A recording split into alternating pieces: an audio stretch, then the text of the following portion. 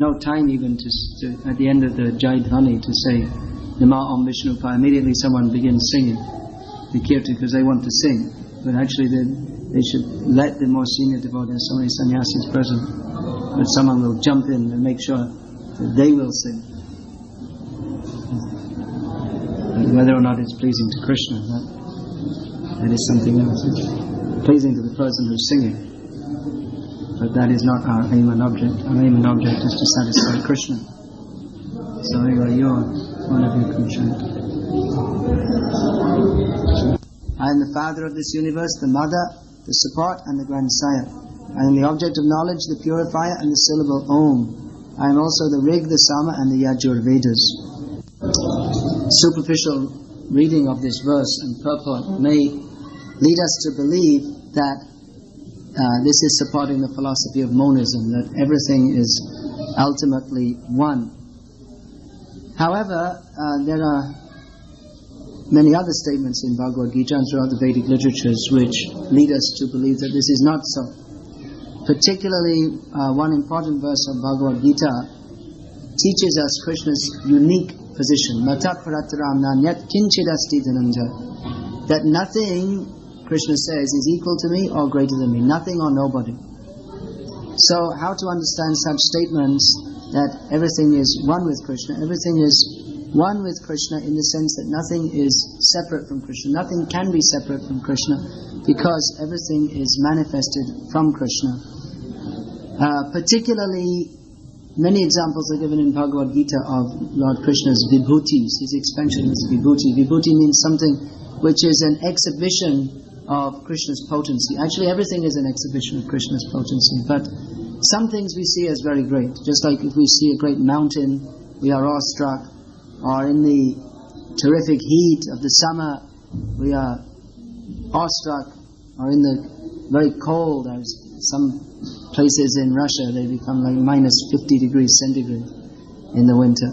So we can't even imagine what is that like. Or one time I saw in Rajasthan, they'd measured 62 degrees Celsius near Jaisalmer. So these are these manifestations of Krishna's energy. That is for the layman who is not trained in the science of Krishna.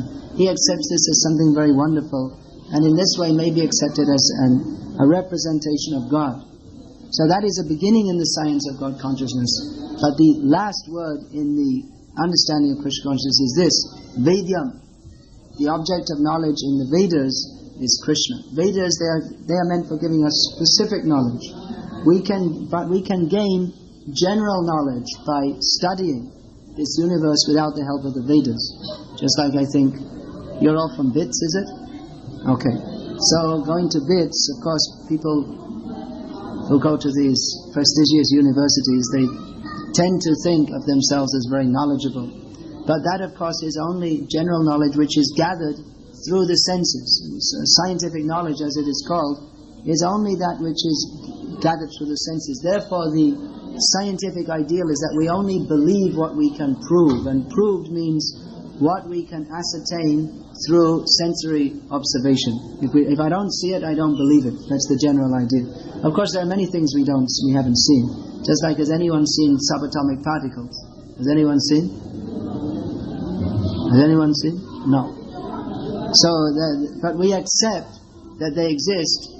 Actually, this is, according to the Vedic process, these are the methods of knowledge called pratyaksha and anuman. Pratyaksha means that which is established by direct sensory perception, and anuman means based on that sensory perception and logical understanding, we make an educated guess.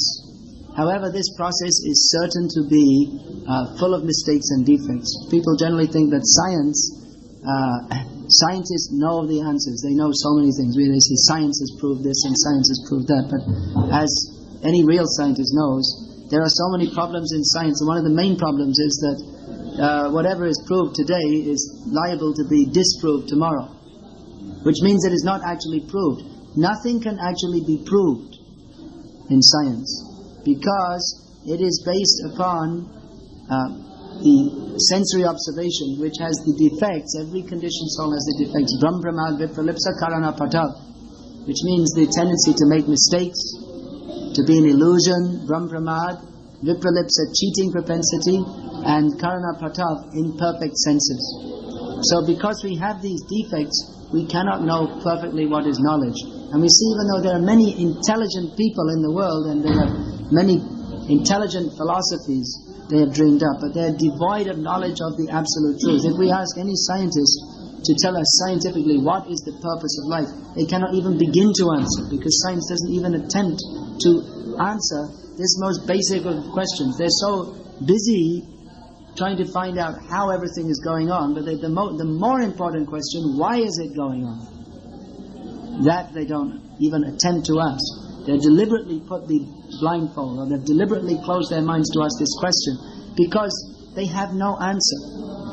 By science we can study how the grass is growing and so many different things, but what does it help you? At the time of death, of course, they will say that nothing happens after death. Why do they say? What is the evidence? Their only evidence is that we don't know anything else otherwise. We don't have any evidence of life after death. But then you don't have any evidence that it doesn't exist either. It's a mystery to you. So, but they conclude, or many so-called scientists conclude, that simply when the body is finished, everything is finished. But then they can't explain why the body is living in the first place anyway. Why is it? What is it that makes this combination of chemicals walk, talk, have feelings, emotions? If, as atheistic scientists say, the body is simply a combination of chemicals, then why should we be so? Just like, I'll tell you an interesting story. I wanted to get some books from the British Humanist Association, and this is an atheistic society which is dedicated to promoting humanism, with the idea that preaching of religion is very bad, it's spoiling society, and we should have secularism and atheism. So I wanted to buy some of their nonsense books just to see what nonsense ideas they're talking about, so we can preach about it. But they don't sell that book. You have to become a member of their society first. So I didn't, I'm dressed like this, I didn't want to go. So I sent one of my friends who devotee who has some longer hair, and he had some pants and shirt and all this. So I sent him, and he went to their office, and he found the secretary there very deeply distressed. He said, "Oh, our secretary just died. We're so sorry." "And why should you be sorry? If the secretary of your society is just another bag of chemicals, so the bag of chemicals went from one state to another, then why are you sorry? For what are you lamenting? Why should you be sorry? If everything is simply just chemical combination, death means, according to them, simply another chemical change took place. Just like in the laboratory, if you react acid and alkali, you don't stop, oh, the acid, it doesn't exist anymore. It got converted into salt and water." No one will cry because the chemicals changed. But they're lamenting. Why? Why should they lament? Whereas their whole philosophy is undermined by their reactions. Why are they eager even to promote this? If everything is simply chemical interaction, and why should you even promote humanism? Why are they so anxious to promote it? They say, well, it's for the benefit of human society. But what is human society? According to them, it's just an interaction of chemicals. So these are their philosophy, but it doesn't explain. There's so many things it doesn't explain. It doesn't explain what is consciousness. That's the first thing. That if the body is simply an interaction of chemicals, from what comes consciousness? Bring all the chemicals in the world. Bring all the scientists in the world. Bring all the billions of dollars of research grants. Give them 5 years and let them produce one cell. One blade of grass, but if you can't do that, let them produce even one cell. Can they do it? What do you think? They will say after 50 years. When I was a kid at school, they told me that the cell, it's a very simple organism, and within a few years we'll be reproducing them in the laboratory. We'll be not reproducing them, we'll be creating.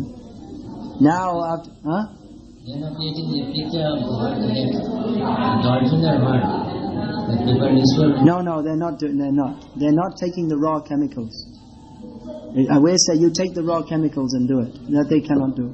Now they say, well, we made a, they won't say a mistake, but now further research has shown that of course there are so many varieties of cells, but even the most simple cell is extremely complex, and we think maybe after 50 years we may be able to synthesize it in the laboratory. Maybe. These are the kind of words used in science. Maybe, perhaps, theoretically. Once I was on a plane, I saw someone next to me reading some popular science magazine, and it was about life, the origins of life on this planet. So they already came to the conclusion that evolutionary theory, they can't go on with this bluff for much longer. So they had a theory. Of course, this theory it didn't last very long. It's already been discarded and discounted. But there was some theory that life arrived on Earth by meteorites. So they wrote that scientists now postulate that life arrived on Earth by meteorites some 3 million years ago or something like this. So that the first sentence in the whole big long article used the word postulate. And then the rest of the article says, and then this happened, and that happened, and this happened, and the first cells, they reacted like this, and then they, the same old thing, they crawled on the land, and then they grew some legs, and then, the same old bunkum. But such cheating. They said this happened, that happened, this happened, that, all based on some theory which has absolutely no basis, that life arrived on Earth by meteorites. This is cheating. Ram pramad vipralipsa. They have no actual knowledge, so they make some theory. Now, I told this many times, but you didn't hear it, so I'll tell you again. A few years ago, there was the All India Science Convention at Baroda. So I went there with our book, Life Comes from Life. I met one professor who was speaking there. And I asked him what he was doing. He said, I travel throughout the world and I give lectures at symposiums and seminars like this. So I asked me, what am I doing? I said, I'm passing out this book. And he said, what's this book about? He said, this book shows that Darwin's theory is nonsense. So he laughed and he said, well, we already know that. So I said, then why are you still teaching it? He said, well, we don't have any other theory, so we have to teach something. Cheating. This is called cheating. So, as another point I was just discussing with one of my godbrothers, because maybe one thing that I remember at the time in 1975 or 6, must have been 1976, Prabhupada brought out the 5th canto of Srimad Bhagavatam. He was translating the books, and it was for the first time he very clearly stated that the moon is further away than the sun, and the astronauts, they never went to the moon. It was all a hoax. So at that time, devotees were surprised, especially the American devotees, because, the Americans went to the moon, so they say. So, devotees were a little surprised. Not a little surprised, they were very surprised. But, of course, Prabhupada said so many surprising things that eventually devotees digested it and went on with life. Now, I was just discussing with one of my godbrothers that in the Western countries, because he's preaching in the West mostly, if we say to people that the so-called astronauts never went to the moon, it was all a hoax, people are much more ready to accept it than in India, because in the West, they're already, their faith in science, maybe in the 1950s it was very strong, that they believed that by science we'll have progress and the whole world will become a wonderful place, and we'll learn how to live forever, just like Walt Disney. You know that he had his body frozen, so that Walt Disney was a great believer in science, so he had his body frozen and put in his will that when you discover how to bring life back to dead bodies, then bring me back to life, and then I'll go on making more Mickey Mouse films for the benefit of human society. So, of course, his relatives, they didn't like that, so they made a lawsuit and they defrosted his body and took the money. So, poor old Walt, he can't make any more Mickey Mouse films. So, anyway, he was saying that in the West, if you say this, the people there, many people there are willing to listen, because that faith in science, that science will solve all our problems, long ago got dissolved. Just like if we put Walt's dead body in a strong acid mixture, then it will get dissolved. So in the same way, people's faith in science long got dissolved, because they say we're going to solve the problems of the world, But what is the actual benefit? You see there's so much pollution. That's one major problem in the world. They say that, it's like they're going on day by day polluting the world more and more. The seas are all polluted and the ozone layer is depleting. And so many different things. And the food you eat, it's full of all kinds of chemicals. The air you breathe is full of chemicals, and they don't even know what it does to you.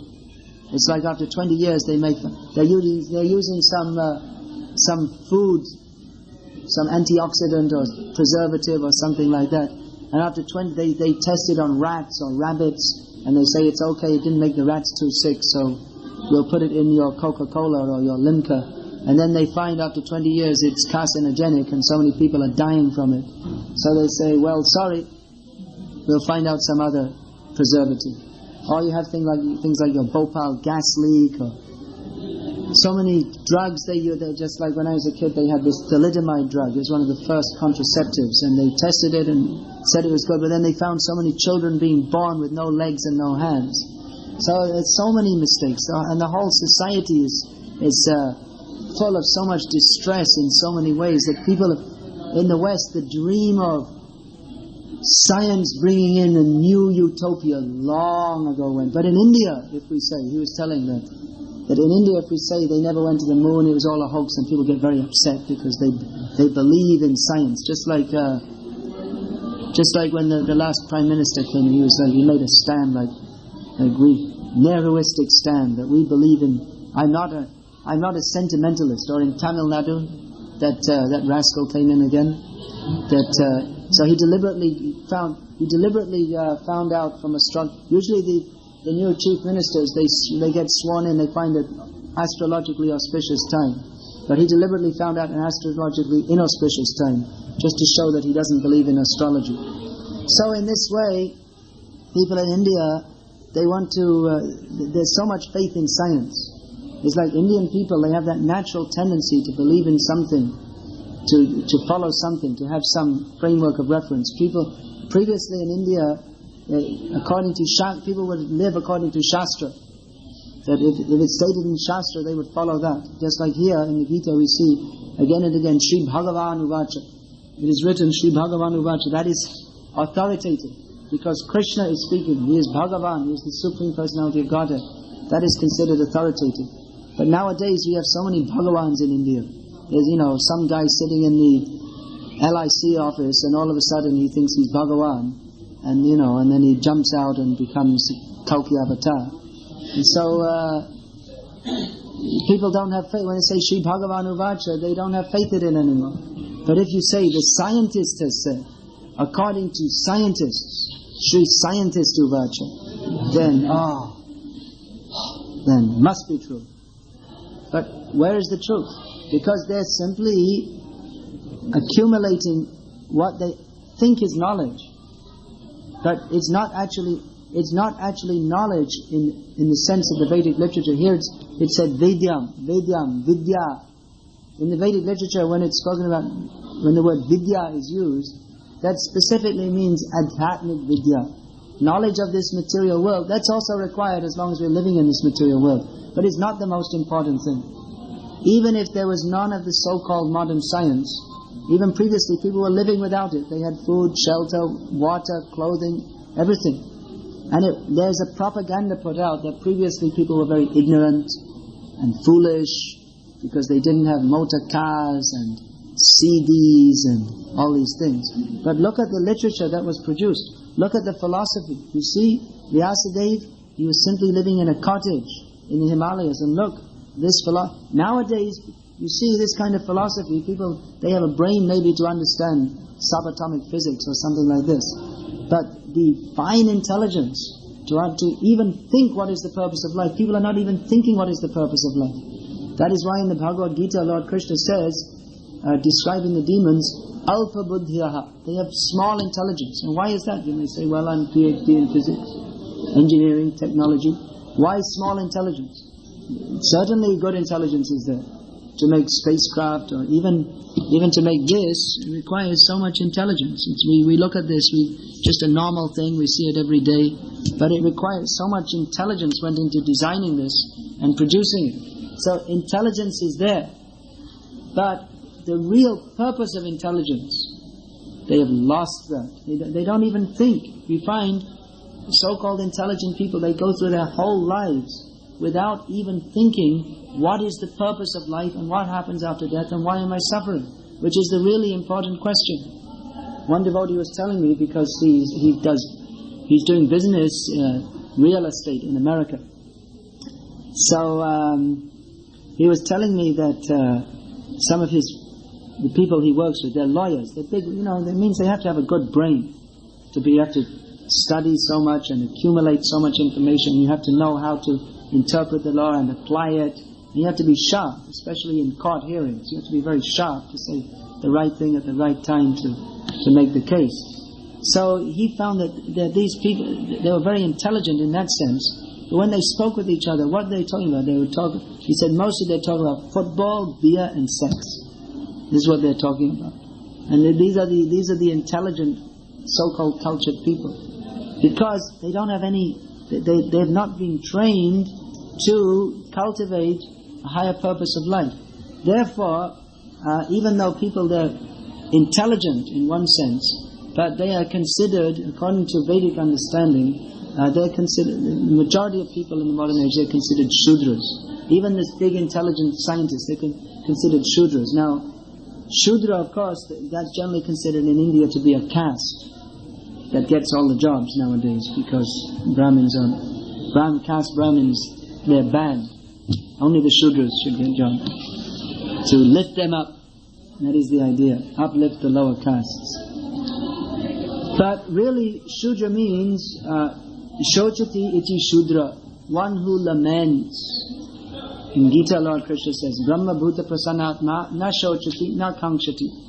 A person on the transcendental platform, he is always happy because he neither laments nor does he desire anything. But a person without spiritual knowledge, he's always lamenting for that which he couldn't get or that which he lost, and he's desiring, so many desires. There's also described in Gita that the demoniac people, they have unlimited material desires. So a person who is cultivating material desires, he's a Shudra, it means he's ignorant, he has no spiritual knowledge.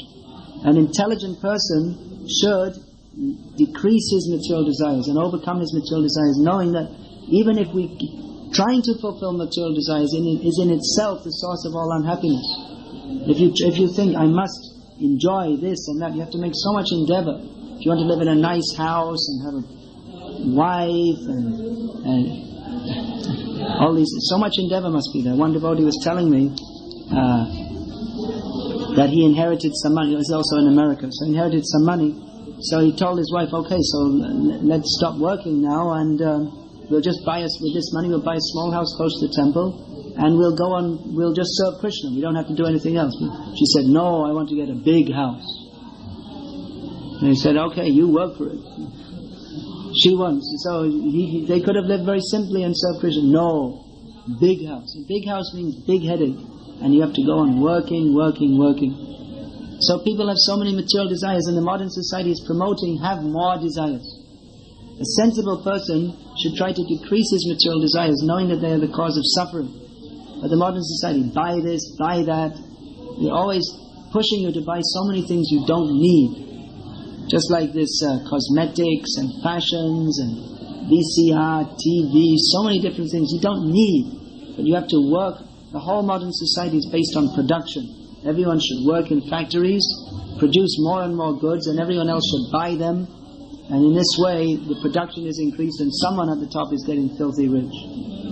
And in the meantime, everyone is working like an ass. So this amassing knowledge on the material platform that's not actually knowledge, that is not actually intelligence, because you're simply using your brain in the wrong way to find. Actually, this whole modern educational system is simply a fraud.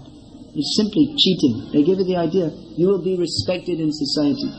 You will get a good job. What does a good job mean? You work like 80 hours a week and earn 12,000 rupees a month. Or you go to America and work like an ass there and you earn so much money. But what are you going to do with so much money? You don't have enough time to think what to do with it. I know one person was telling me he worked so hard to get his medical degree, like 9 years or something. And now he's working literally 80 hours a week. and he earns a lot of money. What's he going to do with the money? He only has time to eat, sleep and pass stool and work. That's all he can do. And even the ass gets time to graze sometime and run around in the field. But he doesn't even get time for that. No relaxation. So what will he get? He'll get a nervous breakdown. That's all. That will be his wages. So the modern society, Prabhupada said that the modern leaders will force you to work like hogs and dogs and asses. And they're telling you, this is very good, you'll be prestigious, you'll get a good job. Well, there's no such thing as a good job. Job means it's miserable. Job means, why will anyone work? Only for money. If it's such a good job, then why don't they pay you nothing? Oh, I got a good job, technologist in a factory. Okay, it's such a good, why is everyone eager to get such a good job? Okay, this job is so good that we're not going to pay you anything. You can just come and do it voluntarily. No one will come. Good job means the main thing is you get a lot of money. But then but you have to work in horrible conditions, mostly in the factories and technical plants. You're getting poisoned all the time by breathing in so many things. And there's no fresh air to breathe. So it's all a fraud. This whole education system is simply cheating you and diverting your intelligence to work for someone else. It's like, good job, you get 20,000 rupees a month. And your work, the person who's employing you earns 2 lakhs from your work. And you're thinking, I'm doing very well. But really, real use of intelligence means to understand Vedam. To understand Krishna. That is the real use of intelligence. To think, what is the purpose of life? Who is God? What is our relationship with Him? To ask this question, what happens when we die? Why aren't we asking this question? Why are we simply thinking, what shall I do now? We have to die. Even in this life we have to suffer so many miseries. What is the purpose of life? Without asking that question and seeking the answer to it, we are not intelligent at all. We're simply in a great illusion. So to get the answer, we have to come to the Vedic literatures. Especially we have to come to this Bhagavad Gita as it is. We have to get the answer from the Acharyas, the self-realized souls who have understood the conclusion of all the scriptures. Even if we come to the scriptures, there may be so many people saying so many different things. We have to come to the proper conclusion. Vedaishcha sarver aham eva vedyaha, Krishna says. I am the object of all the Vedas. And this is scientific. Prabhupada would always say, this is, Krishna consciousness is scientific in the true sense of the term. Science means that you should be able to demonstrate it. We're not against science per se. Just like, alright, you say, mix salt and mix acid and alkali, reacted and you get salt and water. Okay, show it. Alright, mix it and do it. You'll see it. Okay. But then when you say that man has descended from monkeys, and we ask you, show it, then you can't do it. So that's not science. That's simply gross speculation. We never saw any. There are millions of monkeys in the world. I'm sure at bits there are plenty of monkeys roaming around, isn't it? Isn't it? You have plenty of monkeys there? So, did you ever see any of them give birth to men? Baby? I was just in Russia, so I had a little joke there. That, you know, in Russia, everyone's name, they're named after their father, like in Tamil Nadu, same thing.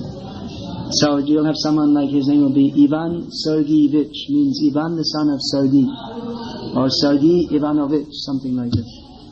So I was saying that according to their theory, if your grandfather's grandfather, if you go back far enough, you'll get Ivan Monkeevich.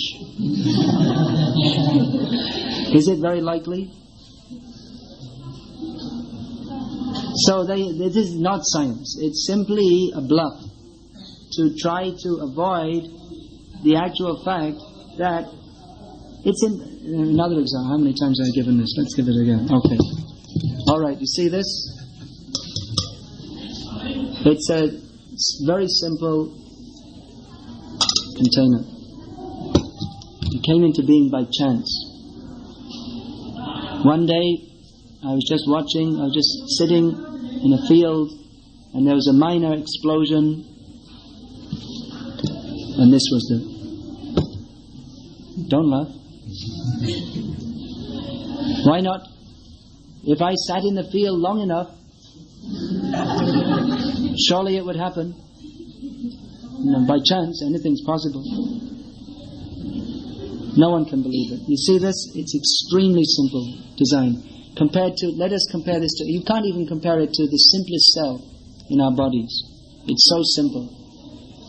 But to make this, how much intelligence, and someone had to, first of all, they had to take the iron ore out of the mine. That means they had to find it by geological methods. Then they had to find out what's the best way to extract it. And there's so many considerations. Is it financially, is it economically viable? And there's so many, you have to get a legal permit, and you have to purchase the rights, and so many different things just to get the iron out. And then the process to convert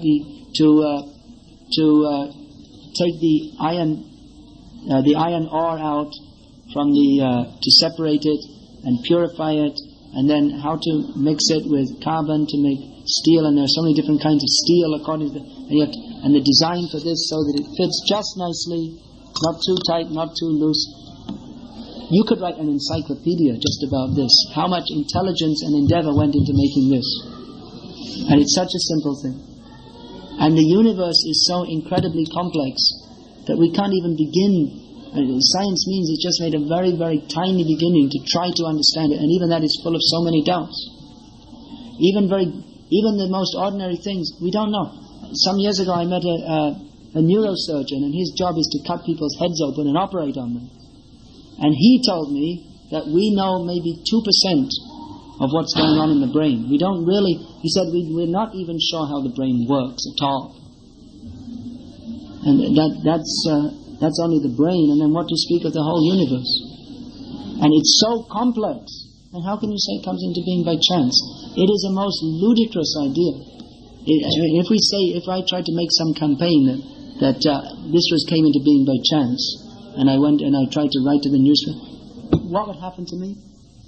I'd get put in an insane asylum, isn't it? If I wrote articles and sent to new scientists and all, I'd get put in, I'd get committed to the insane asylum.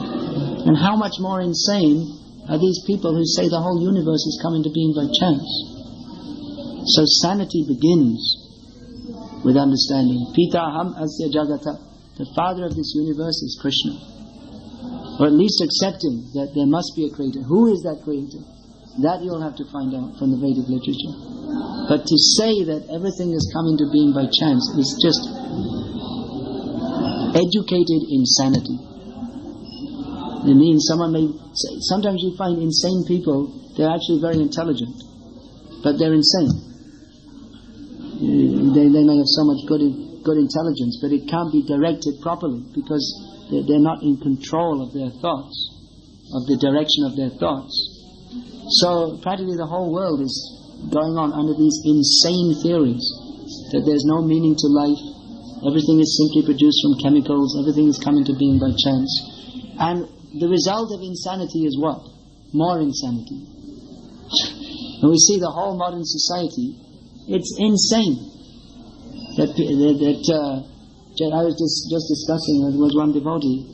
I was telling him that when I was in England just recently, I saw that some football player got transferred from one club to another for £4.5 million. That's, I don't know, more money. It's more than my tiny brain can work out on the spot without a calculator in rupees. That's about that's 4.5 million times 27. No, it's more like 55. Okay, work it out quick. Come on. Bits. Scientists. Anyway, it's a lot of money. Few crores. So he told me, well, that's nothing. In the meantime, someone else got transferred for £15 million. For what? For kicking a piece of leather with some air in it around. This is modern society like this. You see, so much technology they use to show sports games from one side of the world to the other, and cartoons. This is insanity. People are deluged with insanity. When you go to school, even before that you watch TV, then you go to school and you get this world view that's simply work, get money and enjoy.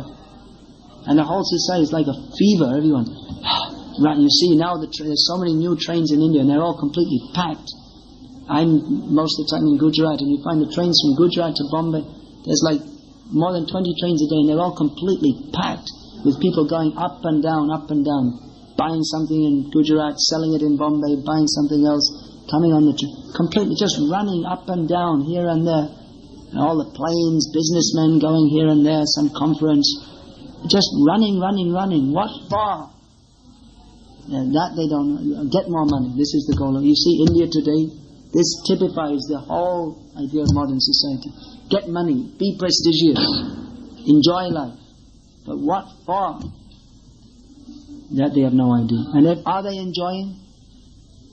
That they also don't have time to think. They presume I must be enjoying because since I was a child I was programmed to believe that you should be happy like this. So and inside they don't have time to think, but it's like they're miserable inside, but you can't show it. Everyone has to show they're very happy. You have to smile and you have to show your success and all this. But inside people they're frustrated like anything. And that's why you see just like on the campuses, especially the prestigious campuses in India, there's all this pressure on the students, be a success, pass your exams, and so many of them are killing themselves. Because why? They're from good families, they're getting good results, they've got a great future in front of them, and all of a sudden, boom. So it's why? Why? Good question. Why don't you ask why before the next one does it? Because your whole society is driving people insane. Because they're pushing you towards a goal which is neither, it doesn't give you any happiness while you're trying to attain it, and when you do attain it, you're not happy then. It simply covers your real knowledge. So Krishna consciousness movement is meant for giving a completely different direction to society, totally misguided modern society. Modern society, everyone is running fast, but where are they running to? They have no idea. We know they're running 100 miles an hour in the wrong direction. They're running as fast as they can to hell. So Krishna consciousness movement is meant to give proper knowledge to human society. That first thing, you're not this body anyway, so why are you trying to enjoy it? You're a spirit soul. You're meant for enjoyment. We're not denying enjoyment. We're not saying you go and sit in the Himalayas and just wear a loincloth and starve yourself to death. We don't say that. You're meant for enjoyment. Anandamaya abhyasa. But what is enjoyment? Enjoyment is not by the body.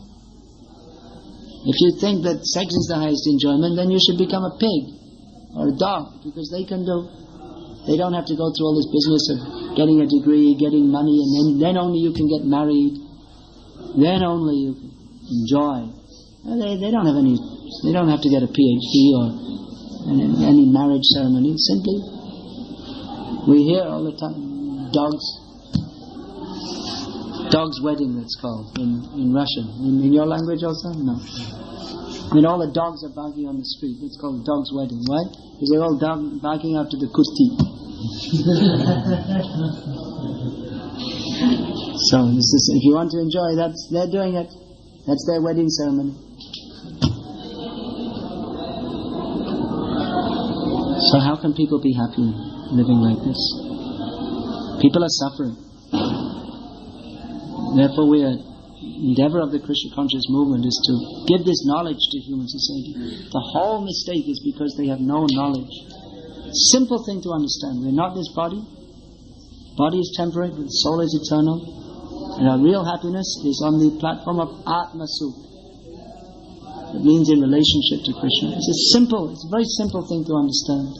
But because we are full of so many doubts, we've been programmed from childhood to think in a completely materialistic way, and to think that real knowledge is only that which comes from the senses, whereas the opposite is true. We cannot understand. Our senses are imperfect. So to wake people up from this insanity may take some time, but it is the purpose of the Krishna conscious movement. Hare Krishna. Is there any question? The Prabhupada says that long whatsoever the whole world becomes Krishna consciousness, and the whole world will be changed to... Yeah, Prabhupada said that.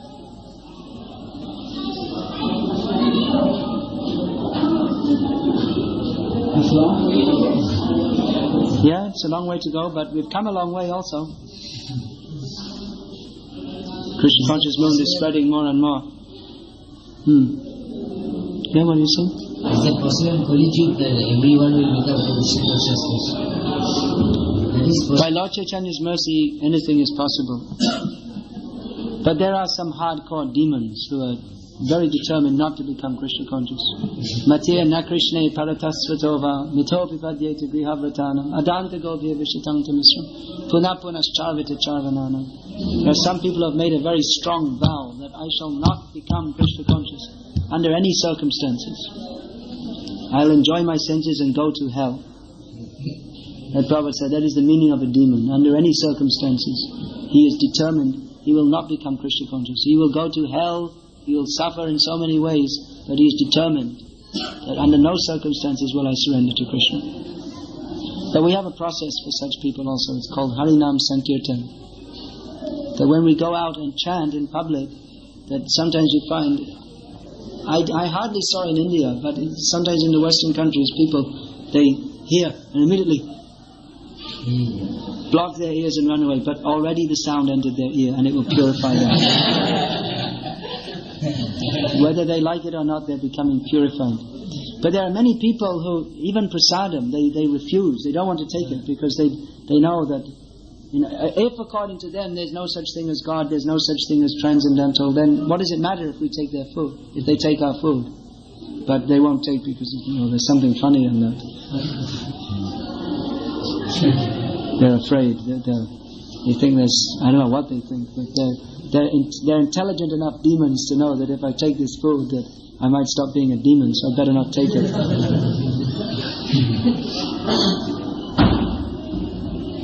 Satyayuga, everyone is Krishna conscious. In Satyayuga, everyone worship Lord Krishna. Raj, is that true? Everybody worship Krishna even in Satyayuga? Yes. Yeah. Everyone was Paramahamsa. There were no orders. There was no Brahman, Kshatriya, Vaishya, Shudra. Everyone means that's general. There were some exceptions. Hiranyakashipu was also there in Satyayuga. Why? In 11th canto, Prabhupada is this one verse. Why those people want to try to Kali Yuga when everybody's Satyayuga? Yeah, in the 11th canto of Bhagavatam it's stated that the demigods in the heavenly planets are praying for the opportunity to take birth in Kali Yuga because the process of God realization is so easy in this age and so nice. Whereas they're stuck up in the heavenly planets and they have all this enjoyment and they have the mentality to enjoy. And sometimes they look down and say, we're enjoying this, but this enjoying is simply the cause of our suffering. Better we could be born on earth in the Kali Yuga and chant Hare Krishna and go back to Godhead. That's why Prabhupada said that the demigods are queuing up to take birth in this movement.